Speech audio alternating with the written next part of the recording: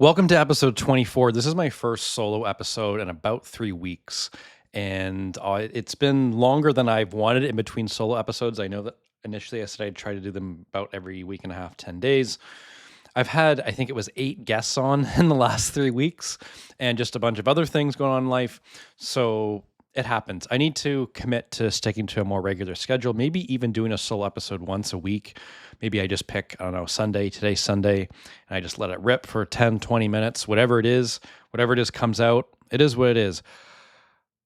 Please, if you're not followed already, if you're on Apple Podcasts, Spotify, if you can please hit follow, that would do me a lot of good. If you're on YouTube, if you can subscribe, like, comment, all those things. I try to, especially on YouTube, I would love for the conversation to continue in the comments. That's what it's designed for.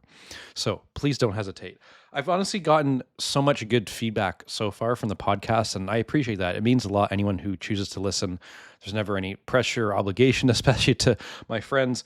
I've gotten a lot of very nice messages about different episodes and so forth, but I will read you one or a couple that I got unprovoked from a friend. And it says, "Hey, Cody, just listen to your podcast, particular episode. I thought it was really, really good. Very insightful, good storytelling, good flow. Overall, I thought it was really great. Just wanted to let you know that you're doing good and keep it up." And I thought that just because, again, it was unsolicited, I didn't even know that this person was going to listen, had listened, and it meant so much. And I'll keep reading a bit. This friend says, "It's really cool to listen to see what you have to say, and it sounds really professional considering how fresh this is, all this is to you. Keep at it, you'll do great. As you know, these things take time to gain traction. I would not be surprised to see your pod take off." And I thought that I thought that was amazing. And the last message that I got about it was, you articulate yourself, as I struggle to say this, you articulate yourself well and ask good questions. Anyhow, that's just an example of one of the many messages that I've gotten. Anytime that I get those, I do greatly appreciate them. I put a lot of time and work into this. It's a lot of work, but it doesn't feel like work. It's a lot of fun for me. I enjoy it. Yes, I see this in the long term, as I'm very honest about, is developing a business asset for myself. But if I'm not having fun, quite honestly, I'm not doing this. So that's where we're at. I've had a crazy month of August. I find myself socially exhausted at times. I've been to so many concerts and events and so forth over a 2 week stretch. I think I was out 10 of 14 nights or something like that.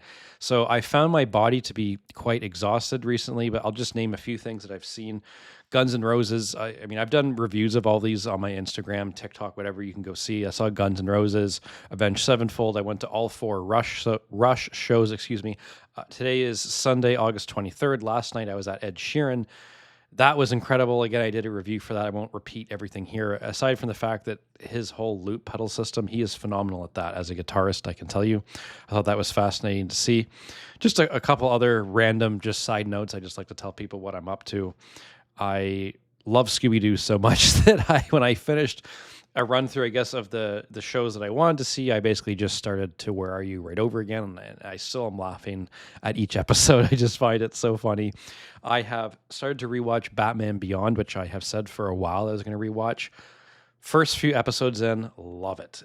I mean, it's such a fresh take on the animated series, which I, of course, say is one of the best cartoons, if not the best cartoon of all time. And Batman Beyond is obviously in the future, a little bit of a different take, but I do still very much enjoy it. I watched Joe DeRosa's special. I forget what it's titled, but it's on Netflix. Absolutely hilarious. I first came across him on Kill Tony. So if you're looking for a Netflix special to watch, that's one. I saw, if I'm going to say his name right, is it Nate Bargatze? I might screw his name up. I saw him in Toronto Live last weekend. Very funny. Clean comic, which I appreciate because that presents some unique challenges, but it was good. It was a great show. And the other last, I guess, random tidbit I'll say is every time I go home to my parents' house, because that's where our old Nintendo 64 is, and I just love playing GoldenEye. It just never gets old. It's my favorite game of all time. And yes, there's a lot of things about it that frustrate me when I go back and play it now in terms of aim and so forth that are challenging, but just the premise and the soundtrack. Oh my gosh. If you like GoldenEye, Actually, I'll throw this out there. On Thursday, September 10th, there's a guy by the name, he goes by Core64 on socials. Anyway, he does covers of basically retro video game soundtracks. He does other things too. But I came across him for his GoldenEye covers, and I've always been a massive fan of that soundtrack. Anyway, he's performing, I forget, I think it's Lee's Palace, but it's maybe some other room there. Anyway, he's performing there, and I'm going. We follow each other now on Instagram. I've DM'd with him numerous times. I actually don't know his real name yet, which is funny. I'm going to have to get that. But I'm going to meet him when he comes, and there'll be more on that later. But if you like GoldenEye, if you're in Toronto, check that out. He's also coming to Montreal and other places. So if you like video games, soundtracks, and so forth, I think definitely worth checking out. I just want to cover a few of the episodes with guests that I've released since the last time we did a solo pod. I had my friend Sarah Lynn. She goes by Tennis Thirst Trap online. Hilarious. She does a bunch of tennis content. She lives in London, England. She started to get some brand deals. So I was just asking her how she's built up this following of approximately 11,000 followers in the last year. A very impressive buildup in a year period. Started to get some deals, as they might have already said. I have my friend Billy Spencer, who's a PGA caddy. He's been one for 25 years. We tell so many amazing stories. I also had my friend Mark Palmer, who's the CCO of Golf Canada, on to talk about more so the business side of sports. If you're a golf nut, you would love either of those two episodes. Justice Dean he's a judge in Windsor now, and I had him on. He is one of my mentors. I would consider he was my criminal law professor in the first year of my law school. I was then his teaching assistant in years second and third, Just an amazing person. Quite honestly, I think that is my best episode so far, just in terms of the flow of the conversation and the tidbits that I get out of the episode. That's just my opinion. I think anyone could benefit from listening to Justice Dean talk, but if you have any interest in law and so forth, that is definitely one to listen to. He tells some amazing stories, especially when he got the call that he became a judge. It's a very good story. Highly recommend that anyone checks that one out. I had Sean Green on, who used to play in the big leagues, MLB, for about 14 years. He then became a tech investor. He started his own, or co-founded his own tech company that distributes short form media and so forth. It's a very fascinating set of technologies that they have, and the client base that they've developed in the last few years. So if you like baseball, if you like tech, if you like entrepreneurship, that episode might be for you. And then the most recent episode that I had was my friend Dr. Sanam Arora. Sanam is married to a girl that I went to law school with, and then I articled with, and I've known Sanam for a while now, probably about 4 years. He's a naturopathic doctor. We talk about diet. He's also had multi-million view videos recently because he markets himself on social media like I do. We talk about content creation. We talk about gut health. So the health side of things can be applicable to anyone. Maybe you may not be interested in the content side of things, but if you're looking to maybe refine your diet and so forth, takeaways from that episode that anyone can take out. I have at least 2 guests lined up this week, so I should have 2 guest episodes released the week of August 24th. Very excited for both of them. I think I'm going to be more like Rogan, where I'm just not going to really say who's coming on. I'm just going to release it, and you'll see when I drop them. So that's on that for now. I then want to end this solo episode off. I know that we're at about, 8-9 minutes here on this one. I didn't have a particular time frame in mind. I just wanted to actually model this episode after Michael Smoke's Higher Up podcast episode that he did a few days ago, where he basically just listed a bunch of things that he wished that he knew earlier in life. I came up with my own list. This is just for me to share some of my perspectives, some of the things that I've learned, different ways that I've become a better person. And I just share, hey, this made me a better person. Maybe it will help you. Not everything on this list will be for everyone, and that's fine. I didn't actually do a numbered list here. By my brief count, it looks like I have about 10 items. So I'm just going to kind of fire these off. And I just had a couple other observations that I'll end this episode with. I don't know exactly the direction I'll take these solo episodes, to be honest with you. It's actually more about practice for me. It's more about keeping myself sharp. As I said, I haven't done one of these to the best of my math, I think, in about 3 weeks, which is way too long in my opinion. So this is just more so me getting back into the swing of things. Okay, things that I wish I knew earlier in my life that I now know now. First, Time is your most valuable asset. So this stems off of something that I've heard Cody Sanchez say on her Big Deal podcast and other podcasters too. But basically, poor people will give up their time to have more money, whereas wealthy people are happy to give up their money if it buys their time back. And I could not agree with that more because I have started to realize that time is something you can never get back. So if you can buy some of your time back, it allows you to, let's say, maybe spend more time with your family or do things that allow you to be more productive and capitalize on your time. Whereas if you waste a lot of your time, that's something you can never get back. You can always get money back. You can always get money back in the market.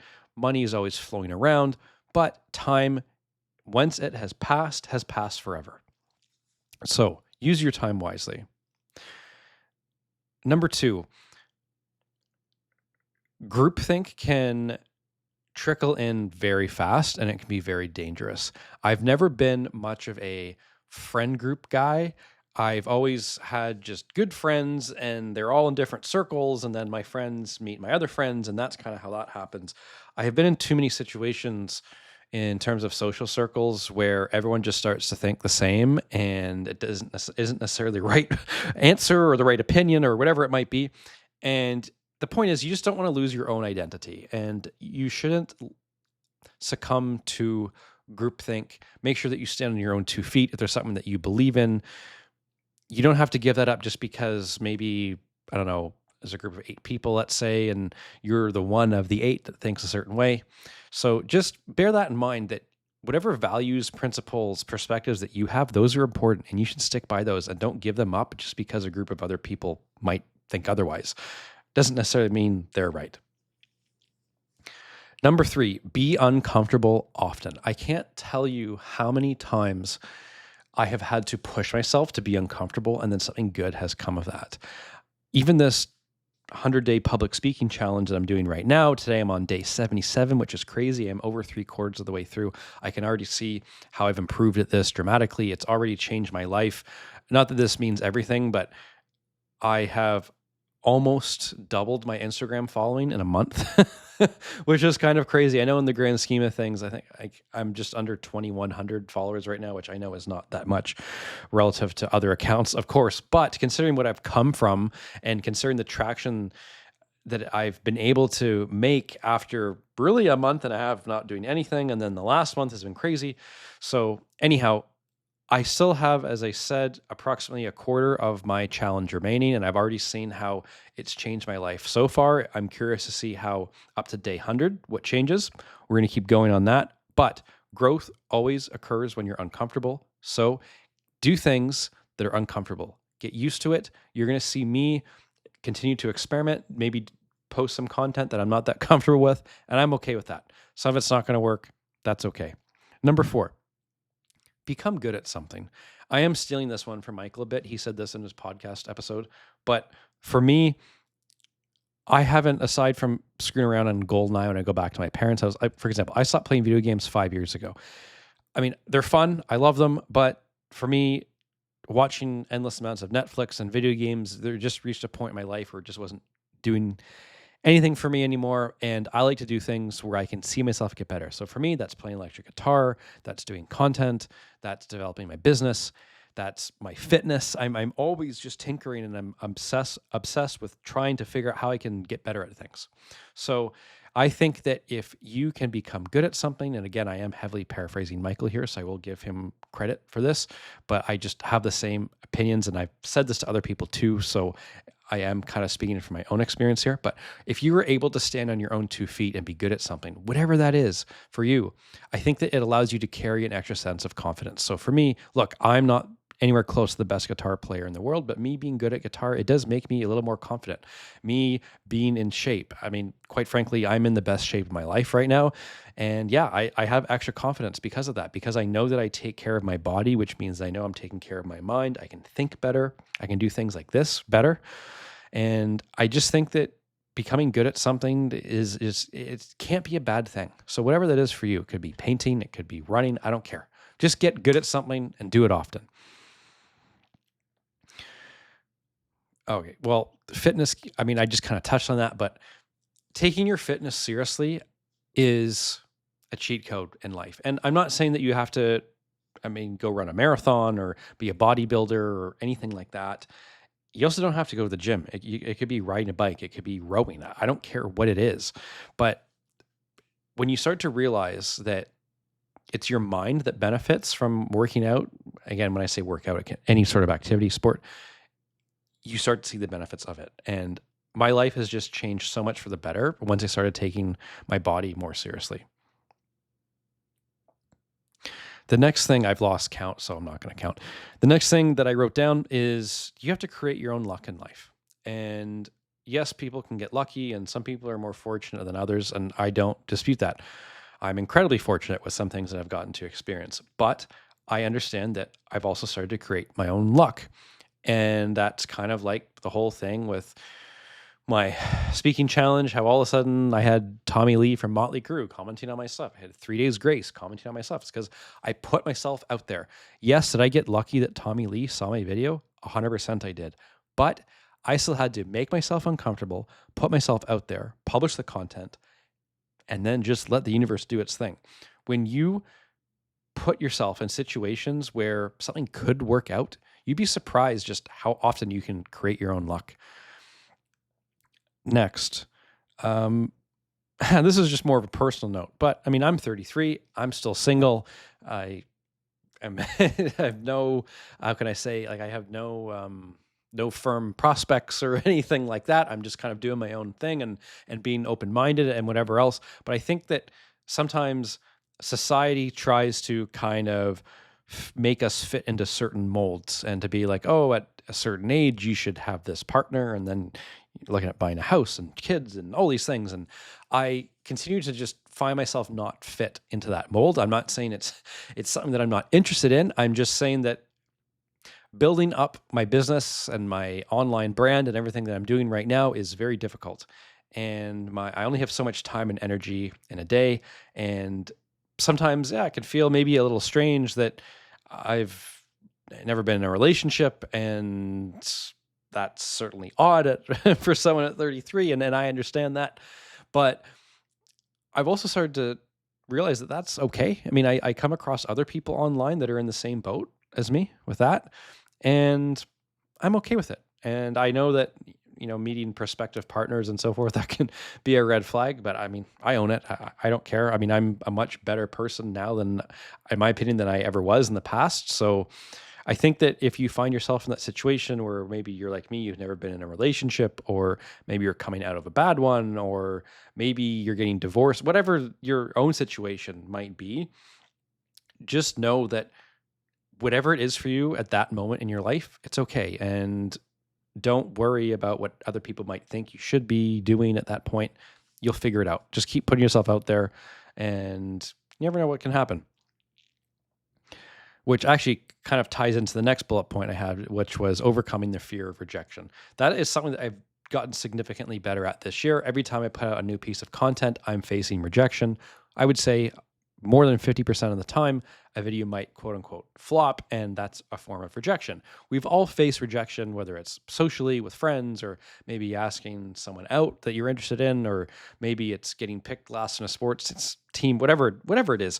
We've all faced that before in some shape or form. We all know that it sucks, but I now know that everything happens. I mean, Mel Robbins says she hates this phrase, but everything happens for a reason. Which, sorry, Mel, I do what I do think it's true, but I know what you're saying. We don't have to just accept that everything happens for a reason, but I think that we can more so frame it as a learning moment when I say that. And facing rejection is honestly cool. I mean, as an entrepreneur, I face rejection all the time. I have clients that ghost me, or I have people that do go with someone else, and they tell me that, and that's all cool. And that's helped me socially too, and other situations, and being like, yeah, like, I'm not for everyone. If someone maybe isn't a fan of my perspective or the way that I carry myself, I get it. That's subjective, and I don't take that personally anymore. I think that there's another bullet point that I have here. I think that if you're trying to do something that people don't fully understand, that you're on the right track. I think if you're trying to do something that is just so normal and everyone supports it, it actually can be a bit of a bad thing. I think that what I'm trying to say is you need to reach higher with whatever your aspirations are, at least for me. I have aspirations that I would say for most people would say are unrealistic, and I don't give a shit. I'm still going to go for them. And I think that sometimes when I tell people about things that I'm working on and I can see the look of confusion in people's faces sometimes, I've actually taught myself that that's a good thing and that's okay. And anyone who's done something great has had someone tell them that they're crazy, and you're crazy until you're not, which maybe somewhat ties in. People, when I tell them I do a podcast, and sometimes they get the question, "Oh, what's your podcast about?" I mean, that immediately tells me that that's person doesn't understand the way that content mechanics work nowadays. Look, you're whatever. If you want to do something, the whole niching thing, in my opinion, has gone completely, or almost completely out the door. I think that sometimes when you're building up and you're starting, niching might be good because it can allow you to attract a specific type of audience. But my podcast doesn't have to be about anything because I'm going to market my well, long form is one thing, but there are certain people that will never listen to a long form podcast of mine. And I can market my podcast as short form clips, which some people will watch. I post a golf video with a golf guest. Golf people will get that. Maybe I post another video about, I'll make this up, tennis. Okay, tennis people will get that one. Maybe I have a music guest on. Well, those short form clips are going to be fed to music people. So you can market to niche audiences without committing to a full niche. So that's just one observation I had. Whenever I get that question, I kind of chuckle in my head, but it's okay. Keep asking if you want. Something that I often like to say, next bullet point, it's only a mistake if you don't learn from it. Look, there are so many things in life. Things happen. Things suck. I get it. But if you are able to own it, learn from it, and move on, was it really a mistake? Maybe it was just a teaching opportunity. And that's okay too. Mistakes are the best teachers. Last point. I mean, this is building off something Michael Smoke has said too. You're going to fucking die someday. That's what Michael says. And what he means by that is you need to take the opportunities afforded to you in life as you have them, because they're not always going to be there. Yes, someday I'm going to die, and maybe this clip will be your plate at that point. But the point is, live life to the fullest. Whatever it is you want to do, whatever it is you want to go for, whatever your goals are. I mean, at this point, I'm single, 33. I don't have a mortgage. I don't have kids.